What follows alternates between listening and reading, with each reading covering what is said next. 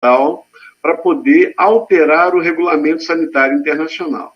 O Regulamento Sanitário Internacional, até então, ele tratava de 3 doenças especificamente: febre amarela, peste e cólera. E o novo coronavírus, ele impulsionou a revisão do regulamento, resultando na revisão publicada em 2005, na 68ª Assembleia Mundial da Saúde, onde o Brasil foi o 3º país signatário deste regulamento.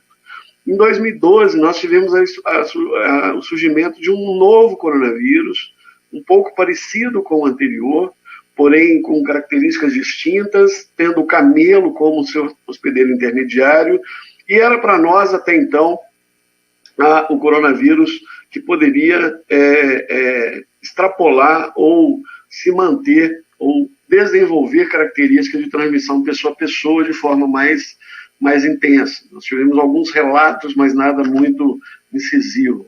E agora, em 2020, essa pandemia que inicia ali no final do ano de 2019 na China. Deixa eu só sair aqui. O Brasil, ele dispõe de sistemas de informações, são vários sistemas de informações. Os números, eles sempre são uma projeção ou uma proporção do número de casos real. Nenhum país trabalha com um total número exato, certeiro de casos, mas diante daquilo que nós temos recebido pelos estados e municípios e comparando com outros dados de outros países, segundo o Worldmeter, nós temos, em números absolutos, o 5º lugar, tanto para casos quanto para óbitos, até o dia 18 de maio. Letalidade de 6,6%. A letalidade ela é muito influenciada pelo número de casos que a gente consegue identificar. Então, quanto mais casos leves eu identifico, menor a minha letalidade. A letalidade real esperada desse vírus é em torno de 1%, menos de 1%. Então, é muito provável que, tanto aqui no Brasil, como nos Estados Unidos, por exemplo, como na Espanha, o número de casos absolutos é muito maior do que este que a gente visualiza. A população mundial, isso aqui baseado na população mundial, projeção desse ano. E aqui nós temos a incidência. Quando nós olhamos para a incidência, ou seja, nós estamos usando uma mesma régua para medir os países e compará-los, né, uma proporção de 1 milhão de habitantes, nós estamos na 49º lugar de incidência e 25º lugar de mortalidade. Isso é só para entender um pouco onde nós estamos, obviamente um pouco mais, um pouco menos, a depender da qualidade dos dados. Quando nós olhamos a distribuição de casos confirmados de Covid em relação aos países com o maior número de casos confirmados, e colocamos esses casos, começamos a contar o número de dias aqui a partir do 100º caso, o Brasil, é como se o Brasil tivesse 65 dias de doença, os Estados Unidos está com 77, a Itália 85. Mas como nós olhamos aqui, neste momento, no dia 65, a contar do 100º caso, o Brasil ultrapassou vários países, está atrás aqui da Rússia e dos Estados Unidos em números absolutos. Quando nós olhamos para a distribuição com óbitos confirmados, nós estamos aqui no dia 60, ou seja, no dia 60 estamos com o número de óbitos absolutos inferior aos demais países. Mas, obviamente, numa curva ascendente de casos aqui esperados.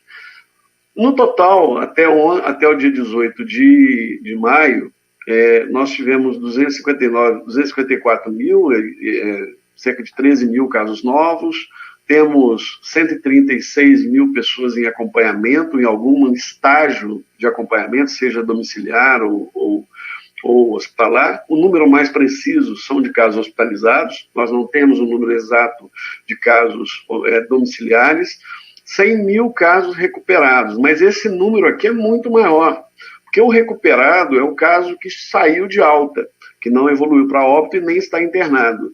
Quando nós olhamos para os casos que já pegaram a doença e já se recuperaram, é muito, muito, infinitamente maior do que o número de casos. É óbvio que o número, todo mundo que não evoluiu para óbito, não está internado, está recuperado, e até que se prove o contrário, apesar de termos aí algumas evidências momentâneas ainda, nós não temos muita precisão, de pessoas que tiveram a doença e que deram positivo depois, mas possivelmente são cargas virais, fragmentos virais, não necessariamente um vírus viável infectante.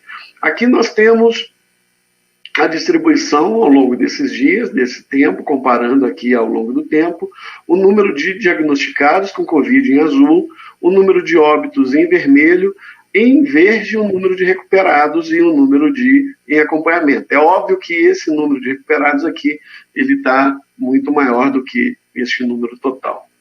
Para a gente entender um pouco mais da doença, nós desenvolvemos uma estratégia que vem sendo desenvolvida desde janeiro.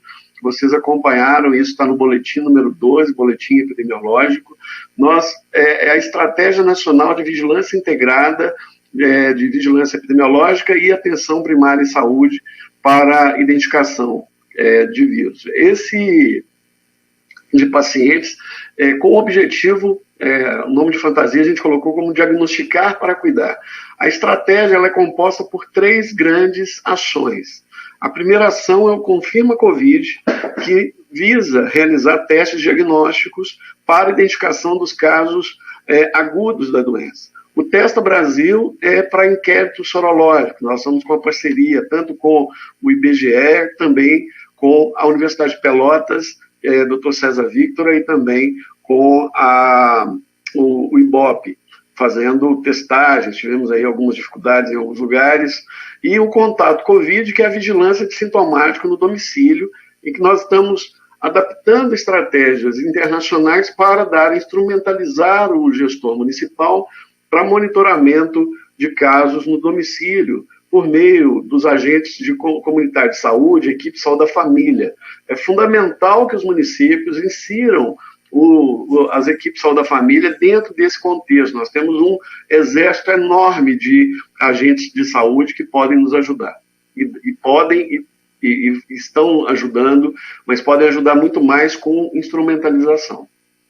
Aqui é a fase completa, ou seja, são 46 milhões de testes. Nós estamos na fase 2, agora aqui em maio. Ao final de maio, nós estaremos com 7 milhões de testes RT-PCR distribuídos e 9 milhões e meio de testes sorológicos distribuídos. Isso é um volume absurdo de testes. Nós não temos falta de testes, temos faltas de insumos, como suave, porque nós precisamos de suaves, de 2 suaves, um para o nariz e outro para a boca, um tubo. Só que esse processo todo, os estados fizeram várias licitações, não conseguiram adquirir, o Ministério não adquiria, nós fizemos a licitação, estamos comprando 45 milhões de suaves e 25 milhões de tubos. Desse total, nós vamos receber nas próximas semanas agora 5 milhões. Então, hoje, nós temos testes, temos máquinas, mas não temos as amostras, porque estão faltando suaves para coleta. Outra coisa que estamos com dificuldade é no processamento interno dentro do laboratório. Para vocês terem ideia, só no Rio de Janeiro temos cerca de 6 mil amostras que não se consegue passar do tubo primário para o tubo secundário, porque falta pessoal qualificado para fazer isso. As equipes estão sobrecarregadas. Nós já distribuímos desse total 2.632.000 testes, que dá cerca de 12.527 casos por 12.527 casos por milhão de habitantes. Nós já fizemos processados desse total 559.995 testes RT-PCR e já foram concluídos desses 559.000, 392.840. A diferença é o que nós temos de testes que estão em alguma etapa do processamento, que é a parte azul aqui desse gráfico, mostrando que nós já fizemos muitos testes em São Paulo, Bahia, Minas Gerais, entre outros.